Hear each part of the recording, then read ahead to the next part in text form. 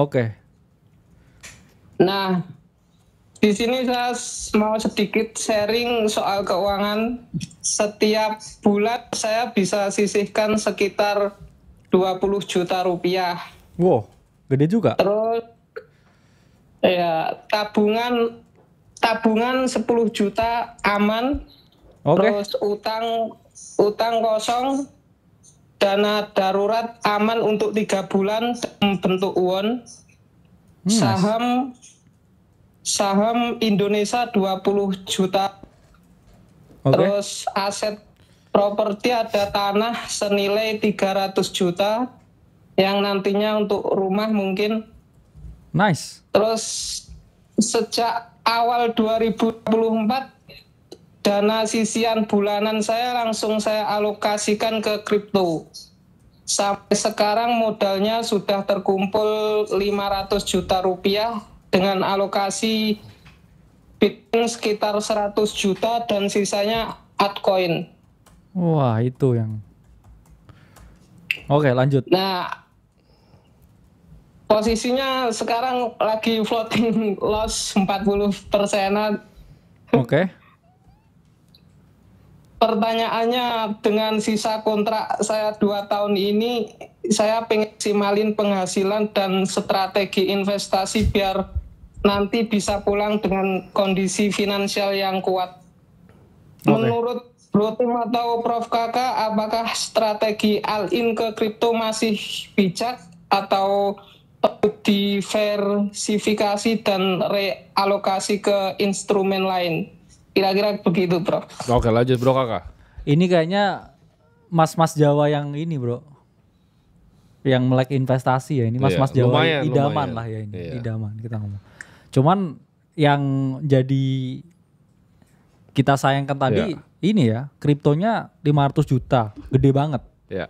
Dibandingkan aset-aset lain. Plus dia exposure-nya terlalu gede ke altcoin. Oke. Padahal kita kan selalu kasih saran ke teman-teman nih, investor kripto tuh 80% harusnya Bitcoin. Ya. Berarti minimal harusnya ya itu kalau benernya itu harusnya minimal kita ngomong 400 jutanya itu bukan di altcoin tapi di Bitcoin. 100 jutanya yang di altcoin. Dan itulah mengapa ya akhirnya portofolio nggak bisa naik signifikan. Karena rules-nya itu tadi pertama udah nggak disepakatin dan overexpose. Padahal kalau kita ngomong, wah ini udah ada dana sisian 500 juta, ya itu tolong jangan di average down lagi masuk kripto, karena siklusnya udah mendekati akhir, ada tanah 300 juta, keep it, ya. Saran kita ya, rebalancing portofolio kriptonya untuk ke yang lebih safe, dan juga lebih low risk, daripada ya kamu ke floating gede banget dari total aset yang kamu miliki. Sama aja kamu setengah kaki kamu taruh di api nih ya. Iya. Gimana itu? Ya, makanya itu sisa 2 tahun lagi ini kira-kira yang paling bijak diarahkan kemana? Oke, kalau investasi kan kita banyak pilihan ya. Kamu cari bisa 5-7 uncorrelated asset class. Jadi aset class yang tidak berhubungan satu dengan lainnya. Contohnya, lu bisa domestic equity, saham lokal satu, saham luar negeri satu, saham India kalau lu punya aksesnya. Lu bisa beli gold di situ, lu bisa beli Bitcoin, lu bisa beli properti yang income generating, banyak sih. Lu bisa beli DIRE juga. DIRE itu kayak REITs-nya Indonesia, Real Estate Investment Trust. Di Indo namanya DIRE. Produknya banyak ya. Cari yang uncorrelated 5-7. Lu sebar di situ. Karena lu turis balik lagi. Yes. Lu bukan professional investor, kecuali lu punya fund fokus di kripto ya silakan. Tapi kalau enggak ya jangan. Ya. Disebar, karena lu nggak tahu apa yang akan terjadi di bawah matahari ini. Lu nggak tahu hari esok tuh akan bawa apa. Jangan so pinter, sebar. Setuju? Siap.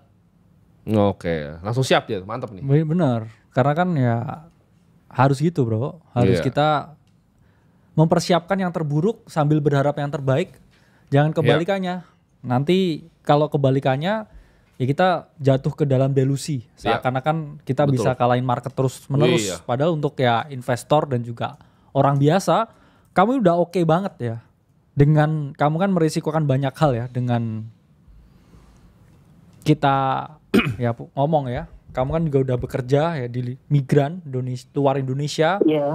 Plus juga punya sisa kontrak 2 tahun. Jadi jangan sampai nih kamu malah yang aman-aman itu justru ya kamu buang dan juga kamu sia-siakan. Ya. Jadi berpikir ya untuk lebih defensif lagi dan banyak juga ya ketidakpastian di hidup ini. Iya. Jadi jangan terlalu overexpose untuk Dennis ya. Oke, siap. Iya. Siap, bro.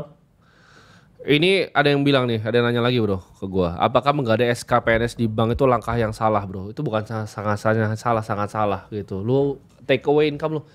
Jadi ternyata ini skema ini banyak satu. Dan dua tadi ada yang bilang, iya bro di desa banyak ponzi kayak itu. Apalagi di perikanan dia bilang. Benar-benar dia ditunjukin kapalnya segala macam. Tapi di ponzi itu namanya skema ponzi teman-teman. Ya, hati-hati sekali. Kamu jangan coba gadai kamu punya gaji di bank. Ya, karena kamu PNS dapat kepastian, bank kan enak banget. Dia resiko NPL-nya kecil. Apa kalau gitu kita bikin bank daerah aja, bro? Yang banyak tuh. Namanya ke kita gini aja. ya, tapi bank gitu. Tapi Tapi bank. bank.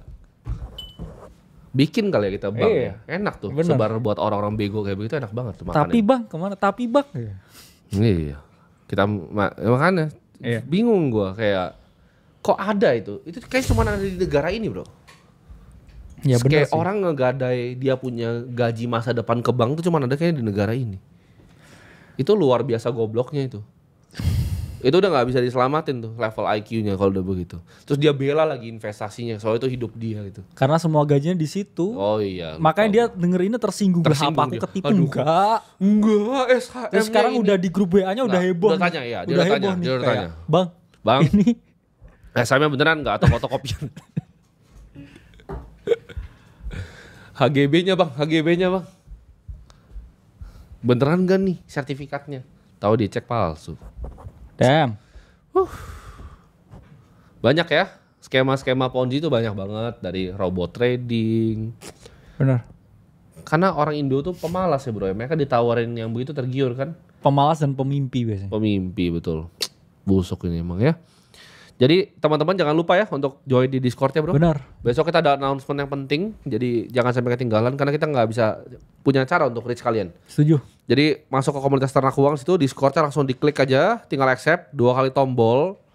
Kalau lu masih malas gimana bro tuh? Klik gitu. Males itu. Iya nanti kena ponzi yang lain lagi kalau males. Iya, lu kena Ponzi lagi yang lain. Nanti nextnya kita bikin isi formulirnya Yang proper ya. yang serius gitu. Jadi isinya Bener. bakal panjang banget. Jadi lu akan capek isinya. Karena itu gue mau filter bener-bener gitu loh. Lu mesti ada tunjukin bukti juga deh. Nextnya. Lu harus attach file tunjukin Iya. buktinya. Yang lo mau ngomongin itu apa. Karena tadinya kita pikir yang soalnya sebelumnya lebih normal bro. Ternyata nyampe ke sini. Tapi nggak apa-apa. Ini jadi bahan edukasi. Benar. Orang bodoh tuh betapa dia akan bela kebodohannya sampai ke ujung maut. Gitu. Makin kesini makin kesana ini ya. Iya betul. Jadi Jangan ya makin sana. sebenarnya oke juga karena kita kan tahu sebenarnya level audiens di mana. Iya. Dan betul. level literasi finansial di Indonesia tuh di mana? Kalau kata data kan 66% orang terliterasi finansial Iya. di Indonesia. Tapi setelah kita lihat tadi teman-teman bisa nilai deh. Cuma 2 loh yang bisa ditelepon tuh jelasin dengan benar. Iya. Sisanya kan enggak. Ini nih, Itu kan sebenarnya random sampling kan ini. contoh ini masih ada yang bela tuh kan gak ada SK bisa dapat segini. Hasilnya kira-kira gaji itu setelah SK lunas dapat kebun enggak bukan dapat kebun dapat tai dia. Betul, dapat tai. Jadi banyak sekali yang apa ternyata PNS ini yang bodoh ini banyak sekali bro. Yang gadai semua gajinya begini. Ya takutnya atasannya loh bro biasanya yang suruh mereka. Gawat itu, luar Iya. biasa gawat. Ya. Hati-hati juga. Bahaya ya. sekali kalian teman-teman. Lu punya gaji disimpan, ikutin tangga kita ya bikin dana. Buat yang mau dengar. Yang nggak mau denger ya lu mati aja, gue nggak pernah peduli kan lu mau mati juga gue nggak peduli ya. Jadi kalau udah gue ingetin terus lu nggak mau denger ya silakan mati aja, nggak peduli. Bikin 10 juta dulu di rekening ya, jangan ngutang, Setuju. apalagi jangan tarik future income power lu. Karena ketidakpastian tuh gak ada yang tahu. Lu mau nggak punya bisnis nih, lu jualan bakso nih selama setahun, tapi tiap kali habis lu pulang jualan semua uang cashnya gue rampok. Sama begitu kan. Persis itu. Tapi dikasih kertas gitu. Kasih kertas ya. Gue tukar sama kertas terus gue bilang ini kebun lu punya lu di belakang. Ya. Gawat. Ada yang bilang tapi itu lu pernah di daerah makanya lu di daerah. Ya itu dia. Damn. Nggak masuk akal bro. Lu jualan bakso capek-capek dari pagi ke malam terus cashnya gue sini.